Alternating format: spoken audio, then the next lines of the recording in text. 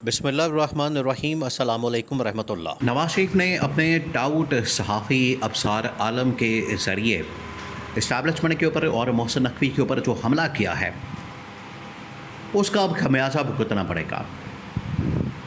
एक तो नवाज शरीफ को जतवाया गया, फॉर्म 47 के ऊपर जाली तरीके से मैंडेट दिलवाया गया, उनको जतवाया गया, उन्हें कामयाब करवाया गया, लंदन से पाकिस्तान लाया गया, उनके तमाम के तमाम केसेस माफ़, NRO दिया गया, सब कुछ किया गया। और आज वही नवाज शरीफ एहसान फरामोशी की इंतहा है। ये है एहसान फरामोशी। और जब आप किसी के ऊपर एहसान करें तो फिर उसके शर से बचें।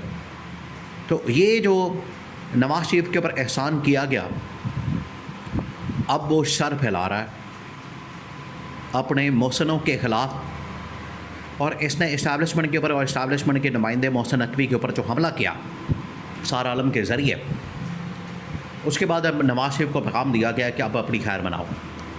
और नवाज शरीफ को बता दिया गया है कि जो तुमने हरकत की है, ये जो कारनामा सर अंजाम दिया है, वैसे तो तुम्हारे पल्ले कुछ है नहीं, ना तुम्हारे पल्ले कोई करतूत है, ना तुम्हारे पल्ले कोई कारकर्दगी है, ना तुम कुछ कर सकते हो, ना तुम कहीं परफॉर्मेंस दे सकते हो।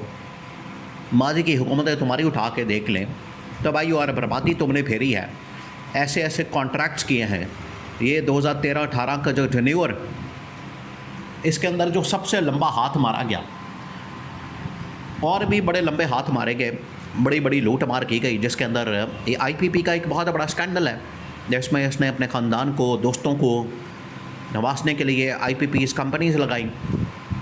और अभी तक सैकड़ों नहीं हज़ारों अरब रुपए दिए जा चुके हैं आवाम की जेबों से, और इनका पेट अभी नहीं भर रहा।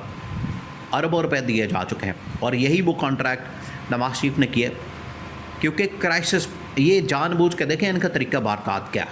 आप पहले इस बात को समझें। आपने इस बात को जहन में रखना है कि ये लोग करते क्या। पहले ये क्राइसिस क्रिएट करते हैं, जानबूझ के उसको पैदा किया जाता है। बाद में उस क्राइसिस को ख़त्म करने के लिए अपॉर्चुनिटी, उसको इस्तेमाल किया जाता है अपॉर्चुनिटी के तौर पर, और उसके अंदर दिहाड़ी और कमीशन और किकबैक्स हासिल किया जाता है। ये है इनका तरीका वारदात। इस तरीके से ये लोग काम करते हैं, ऑपरेट करते हैं। और इनका जो तरीका वारदात वो ये है, इस तरह से ये लोग पूरी गेम डालते हैं। तो ये जो 2013 के अंदर लोड शेडिंग के ख़त्म करने के दावे करने वाले, यही नवाज शरीफ और उसका छोटा भाई शहबाज शरीफ, जो बहुत बड़ा ड्रामेबाज है, और करप्शन के अंदर दोनों में दौड़ लगी हुई है, कौन ज़्यादा करप्शन करता है, लूट मार करता है। तो उस वक्त इन्होंने, आज भी सलमान शहबाज की कंपनी मौजूद है, जो हमज़ा शहबाज का भाई और शहबाज शरीफ का बेटा है, उसकी कंपनी मौजूद है IPP की, जो कि माहाना 25 अरब रुपया हासिल करती है और टके का काम नहीं करती। वो ग्राउंड के अंदर है ही नहीं, बल्कि सिर्फ पेपर के अंदर मौजूद है, और पेपर के अंदर ही उन्होंने पैसा हासिल कर लिया। ये है इनकी लूट मार का एक सिलसिला।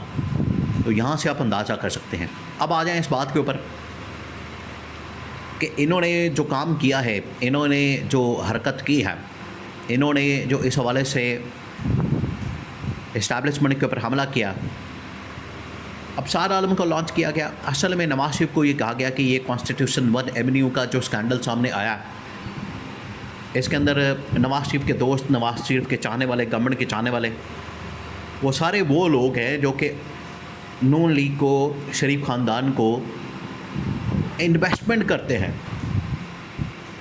इन्वेस्टमेंट देते हैं। जब इलेक्शन होते हैं, जब कोई कमीशन किकबैक्स की बारी आती है, कोई ठेका उठाने की बात आती है, तो यही इन्वेस्टर सामने आते हैं और इन्हीं इन्वेस्टर के ज़रिए से सारी ये लूट मार की जाती है।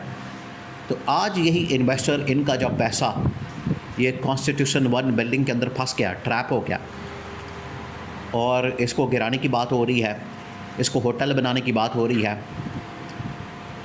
तो इन्हीं इन्वेस्टर ने नवाज शरीफ को कहा कि ये आप इस्टेब्लिशमेंट को समझाएं क्योंकि इसके पीछे इस्टेब्लिशमेंट है। तो नवाज शरीफ ने इस्टेब्लिशमेंट के ऊपर हमला करवा दिया अबसार आलम के ज़रिए, और इसने कहा कि मोहसिन नकवी आज का जो पाकिस्तान का सबसे ताकतवर शख्स बन चुका है।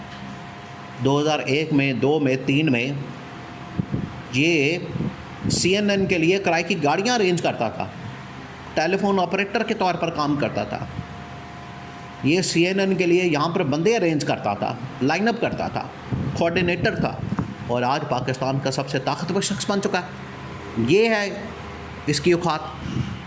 तो ये नवाज शरीफ ने जो हमला करवाया, इस्टेब्लिशमेंट को पता चल गया कि इसके पीछे कौन है।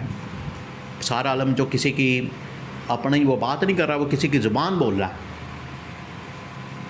तो ये अब सारा कच्चा चट्टा खुल गया और इस्टेब्लिशमेंट ने इसका बड़ा शदीद किस्म का नोटिस लिया। इसीलिए आप देखेंगे ठीक उसके अगले दिन 24 घंटे बाद जैसे ही अबसार आलम ने ये ब्लॉक किया, उसके अंदर उसने मोहसिन नकवी के ऊपर हमला किया, ठीक उसके 24 घंटे बाद इस्लामाबाद हाई कोर्ट ने, उसके चीफ जस्टिस ने इस होटल और बिल्डिंग के ख़िलाफ़ फ़ैसला दे दिया। उसने कहा कि ये बिल्डिंग गिराओ, ये आइन के ख़िलाफ़ है, कानून के ख़िलाफ़ है, और जितने भी इसके अंदर माल बनाने वाले, रहने वाले, अरबपति, इसके अंदर लूटमार करने वाले, सबको बाहर निकाल के सड़क पर बैठा दिया जाए। ये फ़ैसला किया। तो पहला रिएक्शन आया, आगे मज़ीद रिएक्शन आएंगे, आप तैयार हो जाएं। ये बड़ी तबाहकुन किस्म की सूरत हाल बनने जा रही। इससे नवाज शरीफ समझता था कि मैं वारदात इस तरह से डालूँगा, अबसार आलम के ज़रिए मैं मोहसिन नकवी इस्टेब्लिशमेंट के ऊपर हमला करवाऊँगा और मैं चुप करके अपना पतली गली से निकल जाऊँगा, पता ही नहीं चलेगा किसी को। लेकिन सबको पता चल गया है कि पीछे कौन है, असल में इसके पीछे हक़ाइक़ क्या है और अबसार आलम के अंदर कौन बोल रहा है। अबसार आलम के ऊपर हाथ डालेंगे तो पीछे नवाज शरीफ आपको मिलेगा, ये इनको पता लग गया, ये हकीकत सामने आ गई है। दूध का दूध और पानी का पानी हो गया है। तो अब सूरत हाल ये है कि अब नवाज शरीफ अब अपनी खैर मनाए। या तो नवाज शरीफ जाएगा, वो भी डिस्क्वालीफाई, मरियम नवाज की गवर्नमेंट भी फारग होगी। शहबाज शरीफ ने आके इनको मशवरा दिया था कि आप इस काम में मत पड़े, आपकी बेटी की गवर्नमेंट भी जाएगी, मैं तो सेटिंग करके बैठा हूँ जैसे तैसे भी, मैं तो पाँव पड़ जाता हूँ, ये शहबाज शरीफ ने कहा। लेकिन नवाज शरीफ आप जिस तरह से हमलावर होंगे उसी किस्म का आगे से रिएक्शन आएगा।